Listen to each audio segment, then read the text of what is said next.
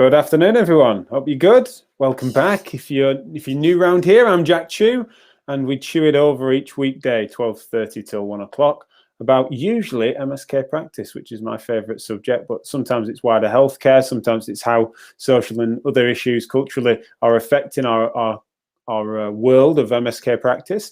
And this is a bit of a long awaited episode for me, really. I've been hoping to get this gent on the show for a while. Professor Graham Smith is I forget his job title, but the founder and chair of the Society of Sports Therapists, and an influential figure in MSK practice in many different ways, but also someone that I think about this show. We've touched on professional identity, and we talk the language of sort of MSK therapy, and also understanding some of the different persuasions that exist amongst the different multidisciplinary network that we're creating together.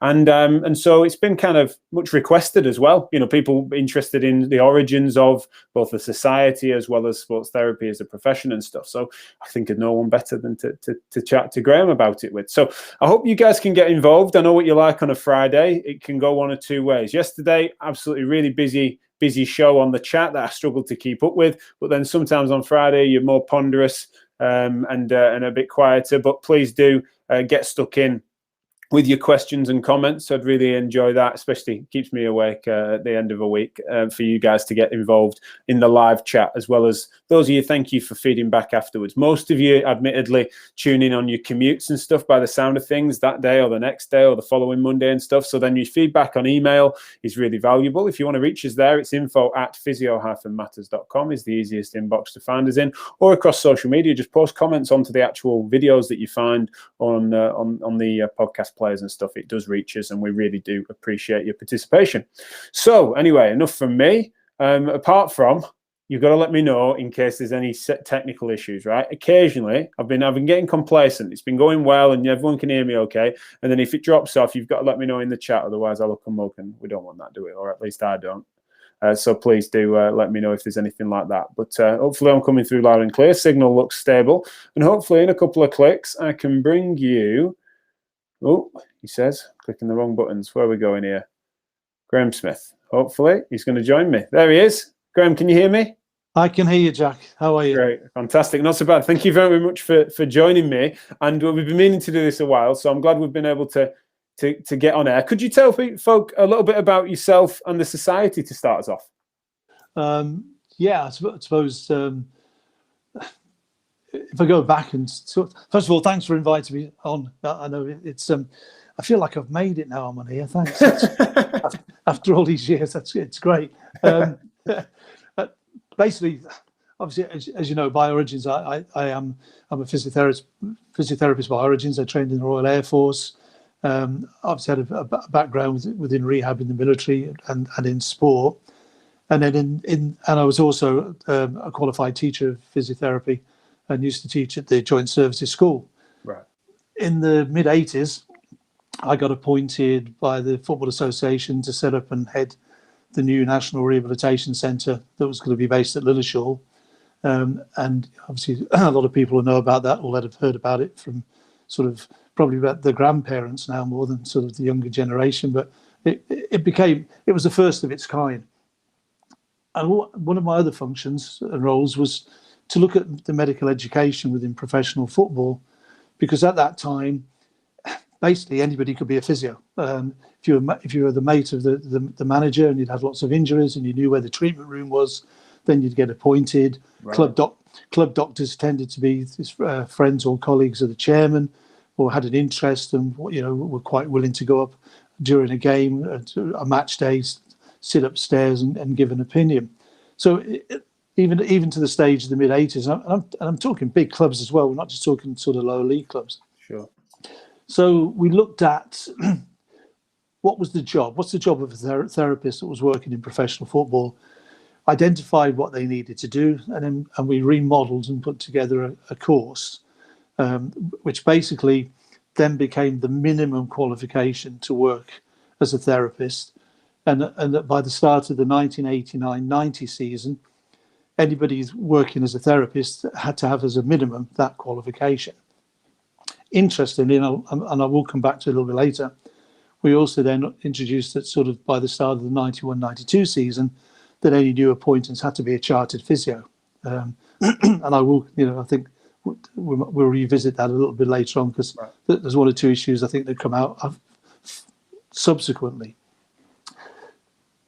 When the course was set up, what happened then was, of course, all the guys that were working in football then had to come and do the course. Most of them, in fact, didn't have qualifications, but they did a brilliant job. So academically, because they'd been in football, maybe they hadn't done the schooling, they hadn't got a college, but when it came to getting people fit and treating injuries, they were red hot. And I suddenly realised that you had this whole group of people that probably, even then, as we as physios thought, well, that they were unqualified. What did they know? But they really had a lot of knowledge. So the course ran, and obviously, what tends to happen, Jack, as you know, once you expose people to education, they want more. So eventually, what happened then was that sort of these guys were going back and obviously doing a good job, and then I was moving away from Lilleshall to come up to Scotland to work for a football club based on the. If I say it's had a good season this year, then I probably will leave it there at the moment. And the question was, so what about us? So how do you mean? And so, effectively, you've opened this door. What do we do? The physios obviously had the CSP, and the doctors had their own, but there was nothing. So we spoke about maybe what we needed to do was to put together a professional organisation that would then start to monitor and lay down professional standards for people that were working primarily in football, but then obviously it's expanded to sport. Right. And went out to them and said, this is what we're going to do. And basically, they were all keen for it, all willing.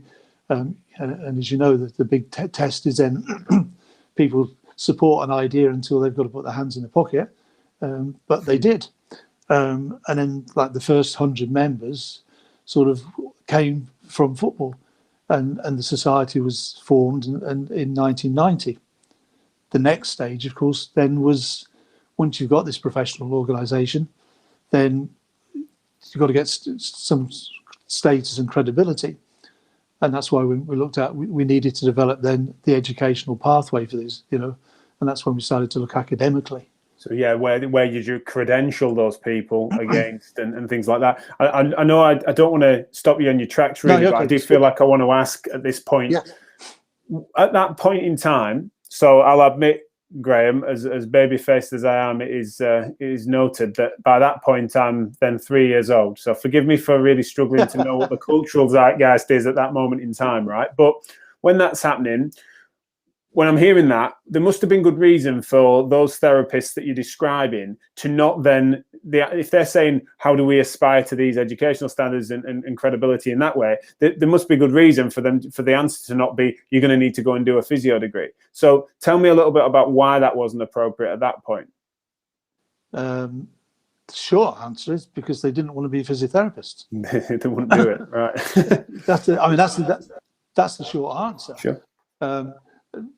I think, sort of just to put into context, at that time, when the society was formed, I was a nationally elected member of the CSP Council.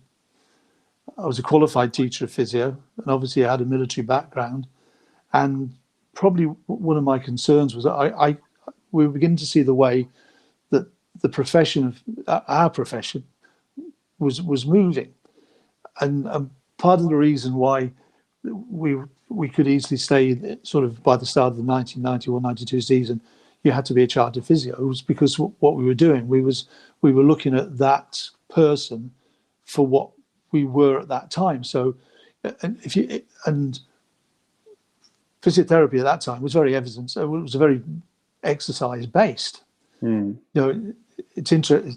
I was looking at a physiotherapy journal from 1955 a couple of weeks ago, right? It's a Jubilee journal, and you can imagine what the pictures are like inside of some of the physiotherapists from that era. But nearly every photograph in it was physios delivering exercise. Right.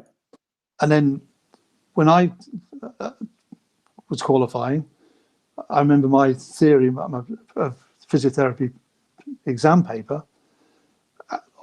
On that question paper, 9 out of the 10 questions were on exercise. The 10th one was on wheelchairs. And what we were beginning to see was the profession was moving away from it. But in sport, you needed the people that could deal with the acute stuff, the emergency stuff, and the trauma stuff. And you needed the people that had the exercise base to do the rehabilitation. Right. So when you looked at these guys here, they didn't want to go and work in a hospital.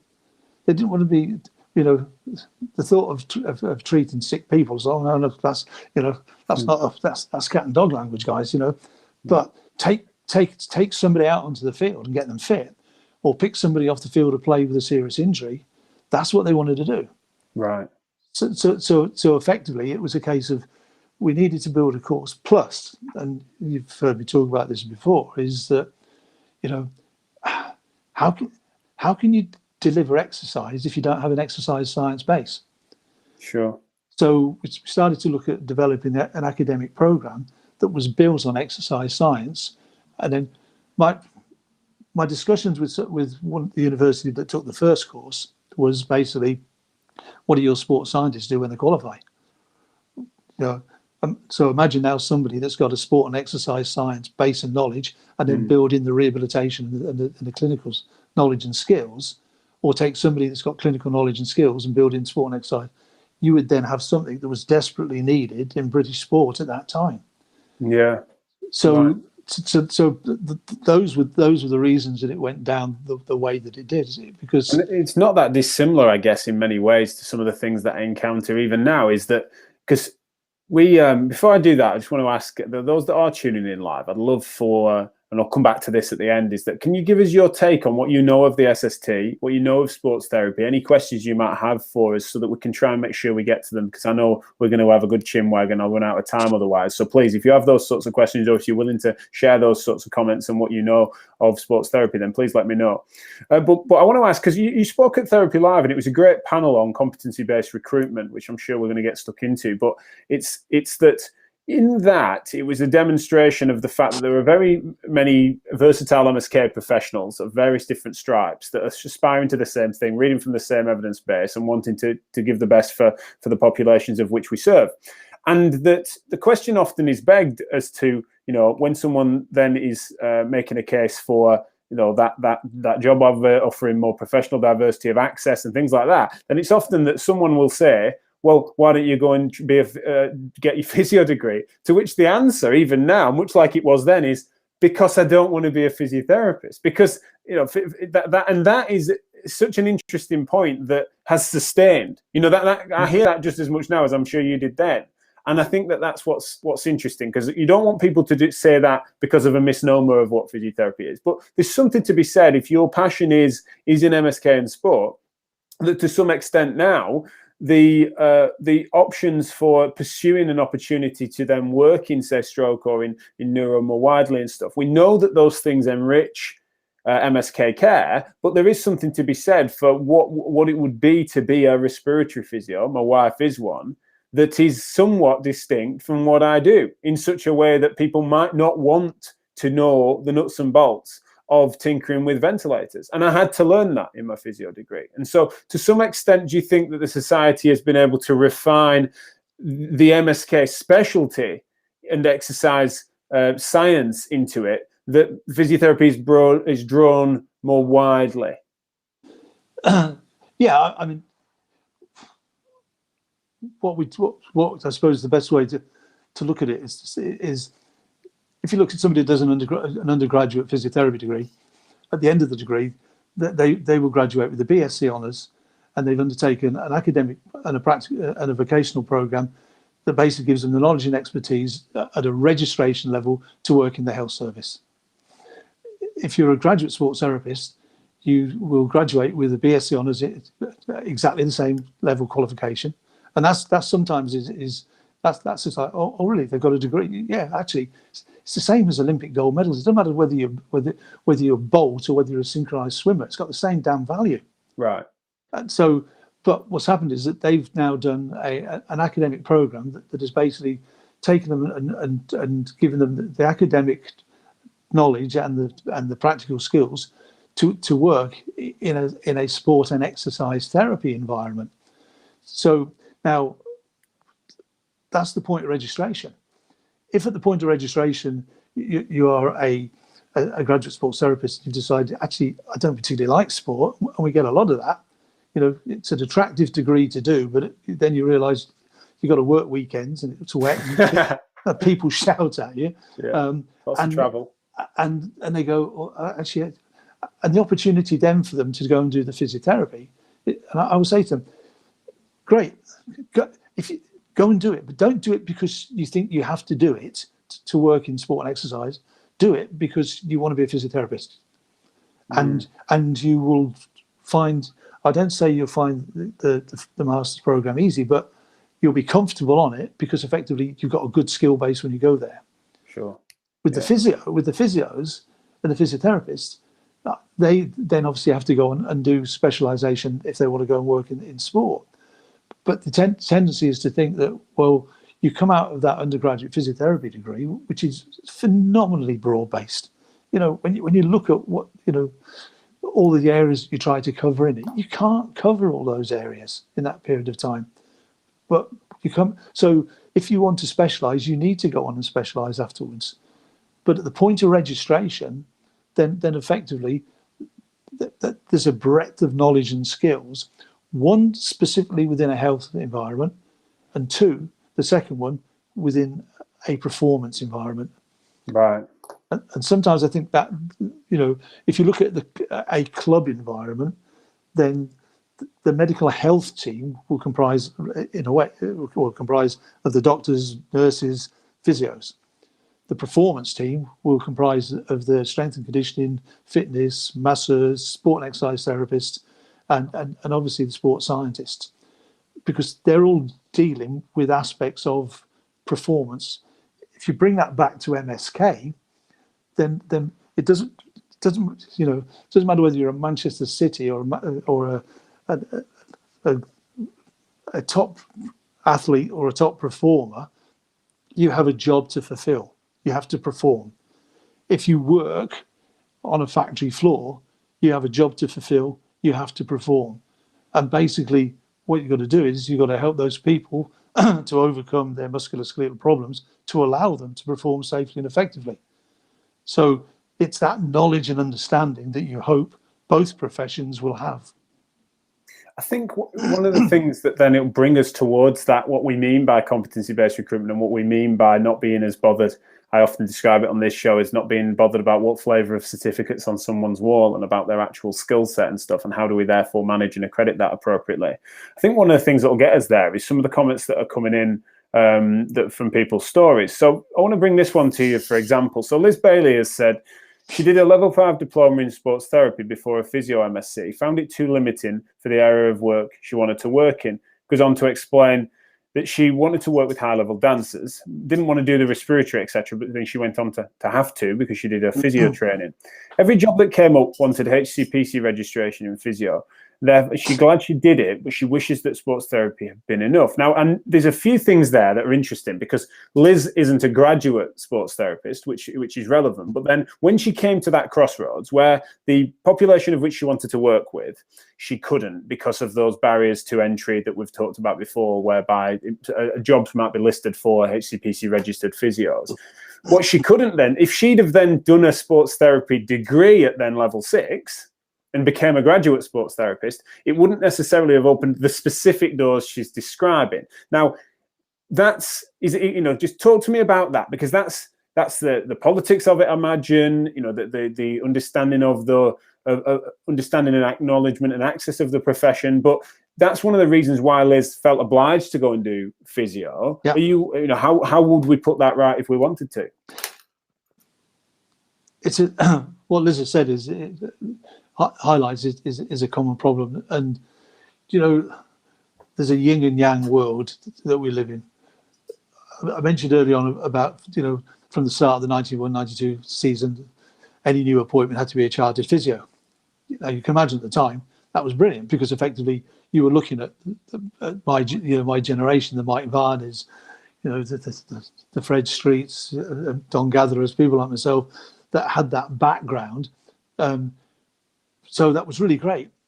But it became the biggest monkey on my back, because effectively what happened is, and it's only recently started to change, is that basically it remained. So any new appointment had to be a chartered physio, or had to be HCPC registered physio. So it was the same. And I did this article, it was in the British Journal of Sports Medicine about it. It's the same label that was being applied, but the product's completely different. Right. Because what's being produced at that now is completely different to the model that was being produced then. But there's still the attitude, well, you must be HCPC registered. Now, it's taken a long time to have those changes, where now the job adverts that you will see will actually say to either be an HCPC registered or a graduate sports therapist. But you couldn't, in the earlier days, say, and I've had this discussion with governing bodies years ago, you couldn't say that they would open the door to sports therapists because there were so many around. Now, there is a really solid benchmark that if you're a graduate sports therapist and you're a member of the society, you can only join the society, Jack, if you're a graduate from an accredited program. So since July 2016, we work with 32 universities and now just about to accredit our 38th academic program. And it's a hard accreditation where you're looking. So those benchmarks, so now governing bodies, employers, including NHS, are comfortable because you have a professional body that basically has tight guidance, but we don't have the teeth the HPC has. And obviously that becomes an issue that, statutory regulation gives you a protection, and that's one of the things. But things have moved on and evolved, but there's still the prejudice in a way, oh, you must be a physio. And it's only then when it comes to the interviews and people see the skills, I want to say to a lot of the members and the graduates that contact me, I've applied for a job, and well, look at the job. If it's a job in an environment and specifically they're looking for them to work in that health area, they want a physio. But if it's something they're looking to work with regards to the rehabilitation, the exercise, the fitness, and those areas, then basically contact them and ask whether they would consider an application from you. Mm.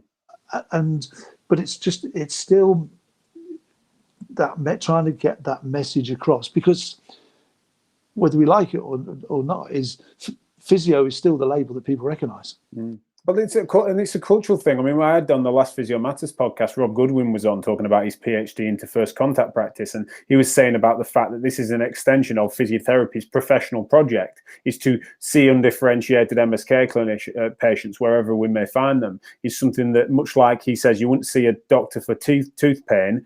You've managed to the dental industry is then the go-to people. He said that for MSK issues, physiotherapy is pursuing that, and then the word physiotherapy is sometimes synonymous with that. Now, our neuro and respiratory colleagues get irritated by that to some extent. It's not without its downside. Yeah. And I think that's one of the things that physio is really struggling to get its head around, is that it can't have its cake and eat it too. There are issues there whereby it's not only a good thing that society recognises it as being that, and that a respiratory physio's job being about as far different to a bucket and sponge man as what the society expects them to be, that they're surprised at the bedside, and that's not necessarily a healthy thing. So I want to ask though, Graham, that Joe Turner's asked a question here on the chat that I couldn't put it better myself, really, that speaks, I think, to an extension of what you've said, which is what would you say be the difference in experience for the client in a clinic situation between a sports therapist and a physiotherapist who is heavily rehab based? So they've both got similar special interests. In this case, they're MSK and sports centric. But what would be, do you think, that the experiential difference? The experiential difference, would be that you would hope that effectively that the sport and exercise therapist would basically give that patient a program of exercises that were individualized to that person and based on an exercise science and physiology foundation, rather than the standard core type of exercises that you see so often in a physiotherapy and that's not me criticising it, because I know there's lots of other therapists that would do the same. It's it's very easy to drop into the standard type. Oh, we need to do the core exercise. Well, why? Effectively, how many repetitions of that do you need to do? Well, probably if you do 5 sets of 10, 3 times a week or 3 times a day, why? It's not appropriate. Okay, what did I say to you? Jack, obviously, I need you to bend. I need you to bend straight nearly 1,000 times. Okay, you look at me and go, hang on a second. Are you mad? I don't want you to do 1,000 at a time. I don't care whether you do it in 1 set of 1,000, 10 sets of 100, 100 sets of 10, or whatever. But by the end of this session, I want you to have done 1,000 repetitions. And the reason for that is that how many times do you bend and straighten your knee if you're basically playing 90 minutes of football? Dorsiflexion and plantar flexion, simple exercise. How many times does that left foot strike the ground if you run 5 kilometers? So, you've got to start thinking and applying your exercise. And so to get compliance, it needs to fit into what the patient understands, why it fits into what they do. So you'd be speaking then to, at point of graduation, you'll be meaning that they will be able to bring a level of expertise and specificity that a graduate physiotherapist at that point, because of the breadth of skill set that is less specific to MSK, that would be. I suppose if we take that beyond graduation and take that to someone that's then 5 or 10 year qualified in either profession, do you feel that would you be able to find a hair's breadth difference between a 10-year qualified graduate sports therapist that's then pursued MSK and in various contexts, and then a physiotherapist that has pursued MSK in various contexts, and they just happen to have different degrees? Do you think there is a relevant distinction there? Yeah. I think if you're looking at that length of time away from it, and with the physiotherapists working in MSK, they become much more specialised in probably, if I say the first contact practitioner bit and the assessment. So probably will become much more clinically based and clinically orientated, whereas what you'd be looking for is that the sport and exercise therapist then would be much more experienced and, I'm not going to say knowledgeable, but probably can't think of another word at the moment, but within a functional and a fitness context. Right, okay. Because I've heard that before, whereby on the average, physios have pursued more and more assessment and triage and advanced practice skill, and that a 10-year graduated sports therapist might still be in the treatment, the rehab, the management side of that. Is that what we're saying, that they won't necessarily have been drawn towards reading and interpreting MRIs and injecting people? They would have been drawn into still doing the nuts and bolts and doing the complexities that are described in rehab planning? No, they will have been drawn into that, but for the application of it within the context of where they're working. Okay. So if you're going to go and work in a club environment and move up where you're leading the team, then you've got to have that. You've got to be educated to at least master's level and have that knowledge and expertise, so that you can converse with the medical team, that you can look at the X-rays, that you can even look at some of the diagnostic ultrasound. But it's not because you want to be the, and this isn't to offend anybody, not because you want to be the pseudo physio. It's because you need to understand that, because if you are working in that context, then that's what the expectations are. Sure, like it's when I've been interpreting MR in my advanced practice roles historically, it's not because I'm aspiring to be the pseudo doctor. It's because essentially that is an important facet of that job role, which is interesting. I want to just bring a couple of last things then, because there's a really interesting point here, which I think, unfortunately, probably will need it to be for another day, because I know we're not going to be able to do it in 2 minutes. But Julia's mentioned that the fact that anyone can call herself a sports therapist, a 3-year degree is very different to 6 weekends of learning. That is something that speaks to the fact that you speak of graduate sports therapists from accredited universities that then are members of the society. Yes. But in terms of the common parlance of it, a sports therapist, it has then that terminology, that professional title has a breadth that then goes beneath that, doesn't it, in terms of the levels of education? Yeah. That is an issue for some people. Do you understand that and why people are concerned about that? Yeah, absolutely. And that's why, there have been two recommendations for statutory regulation of sports therapists. That, whatever people say, oh, no, it's not going to. You can't take away that the recommendation was for the protection of the public. Sports therapists should be statutory regulated. Those recommendations are there.